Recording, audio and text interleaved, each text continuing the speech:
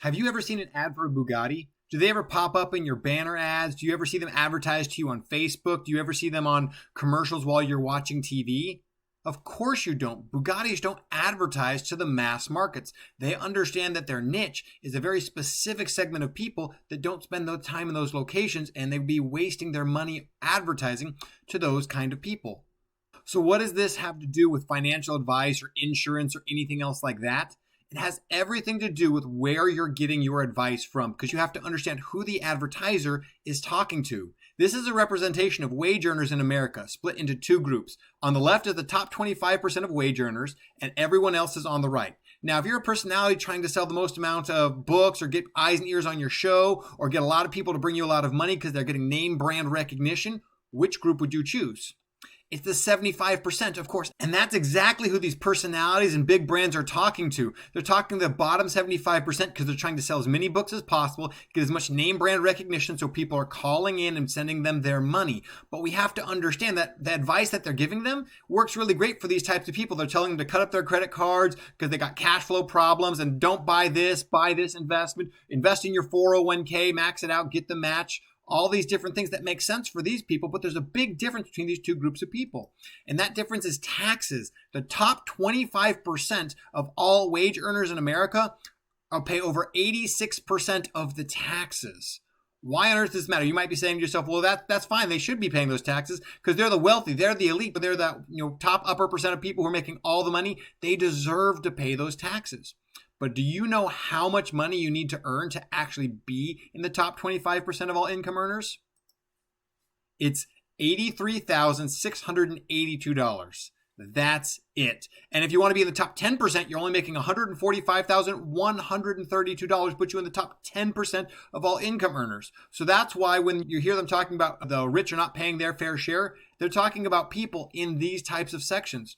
And you have to realize that by making this uncommon amount of money, that means you might need to seek different advice and different alternatives to what it is that they're selling to the mainstream, because you actually have a very, very different problem than the problem being pitched to all these people in the bottom 75%. So when you take a look at these people, a lot of people don't realize how much money you need to make to be in each one of these brackets. They assume 1% you've got to be making over $1 million. It's only $515,000 a year. Top 5% is $208,000 a year. Like we already talked about the bottom two, but take a look at how much taxes they pay. It's the number one problem people in these tax brackets pay. The top 1% pay 39% of all income taxes in our country. 59% for the top 5 and above. 70% for the top 10% and above, and that 86% of all taxes paid in the U.S. are paid by people making over $83,000 a year. So if this is where you fall into, you have to look for different advice than what is being pitched to the traditional people. Those 401ks and IRAs may not have the same exact situation for you that they have for other people, and that's why we have to look for alternatives.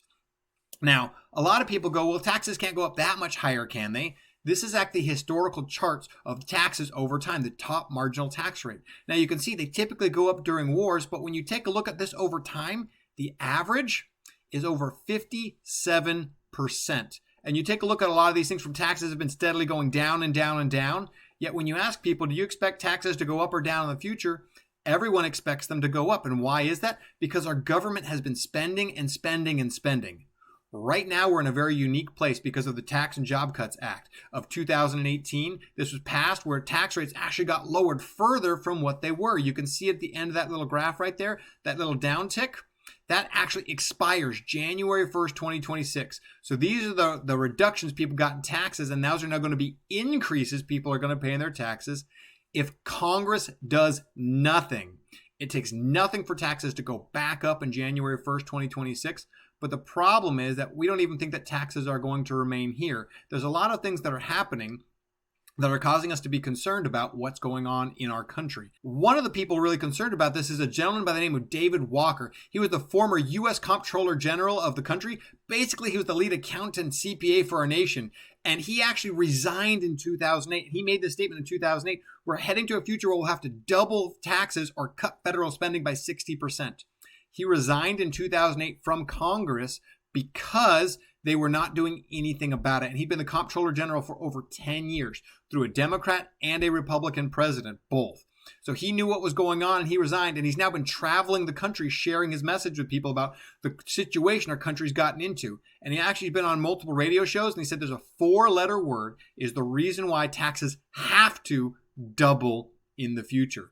A lot of people called in and guessed it was debt or children, a lot of other things. And the answer he gives is actually math.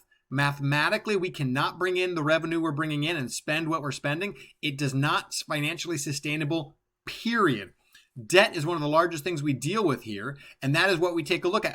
It's now around 27 to 30 trillion, and they're forecasting it to be over $40 trillion if Congress doesn't pass any new laws or pass any new spending or change anything. And it's only getting worse with the Medicare, Social Security, and all the things that are currently being spent. This is causing taxes to go up, which is why we have to understand how taxes are going to affect those who are making the actual money, who are paying the bulk of the taxes. Those dirty rich people that they want to tax, if you fall into that bracket, we need to understand what's going to happen for you.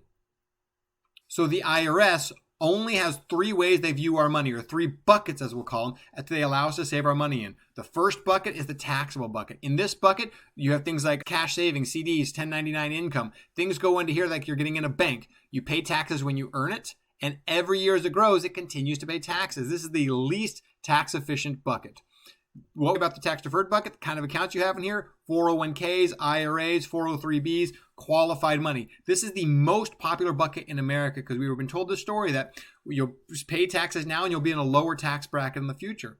But many people are beginning to realize that this advice from the 60s and 70s, while it worked great for them, we're in a different position now, and people are still getting the same traditional advice because it's being, again, a pitch to people who don't have a tax problem. They have a cash flow problem. They're not making enough money, and they're needing all the opportunities they can. But this bucket doesn't even allow enough money to be saved for people who are making higher incomes, much less the fact that their taxes are going to be higher in the future. So paying taxes now while they're low and delaying to the future when they're higher doesn't make as much sense, which is why we take a look at the tax-free bucket. Now, there's a lot of things that can pretend they're tax-free, but there's only 2 things that are truly tax-free in all scenarios. And those are things with the word Roth in front of them, like Roth IRAs and Roth 401ks, and certain types of life insurance if properly structured. Now, it does require us to be able to understand how these work, but that's why most people never hear about these, because in that bottom 75%, this is not a story that they need to hear, and it's not making the companies who are selling to them the money they want to make. But when you're in these high net worth situations or these high income earners, you have to have some different advice. So first off, we talk about the Roth IRA. This is a tax advantage individual retirement account that has no taxes on income or withdrawals coming out of it. However, if you take a look at the fine print, you can only save $6,000 to $7,000 a year, which if you're making a larger amount of money, that may not be enough to get you to the income goals that you have. On top of that, if you make too much money, if you make over $200,000 of adjusted gross income, you may not be eligible to even have a Roth IRA because the IRS wants your tax dollars. They want to get your money, and they know that they're going to be getting most of their money from the wealthy, so they won't even let you have one of these plans. And that's why we take a look at life insurance. It's a unique strategy that doesn't make sense for everybody, but if you're one of these higher income earners, it's a Roth IRA-like account with a unique combination of tax-deferred growth, tax-free distribution, tax-free wealth transfer, and no age restrictions on when or how you can access that money. So who uses these types of plans? One of the great people you might recognize is the Rockefeller family. The world's first billionaire created a dynasty that lasted over 6 generations using cash value life insurance on every new member of the over 250 descendants now. The tax benefits allow them to access this tax-free and pass it on generationally tax-free, which is why they have been able to go generation after generation after generation, continuing to keep all of that wealth because they're protecting it from the taxes and the other problems that have that happen. What about now? Who's using these types of plans now?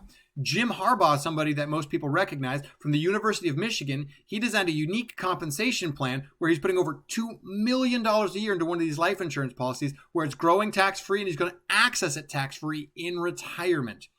I've also helped this with a lot of business owners. Some prominent business owners you may recognize from history is Disney, who's failing to get financing for his business for Disneyland.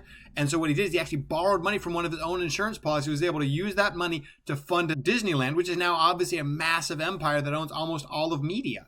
That was all started because he was able to take the money out of his insurance policy and use it, which, by the way, he was able to put back. And then we have a company like JCPenney. During the market crash of 1929, the owner of JCPenney was able to borrow money out of his life insurance policy tax-free to help the company meet payroll and day-to-day expenses. Many business owners use this as a place to store cash that they can access then and use to grow and build their businesses, not just in hard times, but even in good times. Now, I'm going to end with somebody who actually owns multiple life insurance companies. His name is Warren Buffett. He's one of the greatest investors of the world, and he's got 2 rules, right? Rule number 1, never lose money.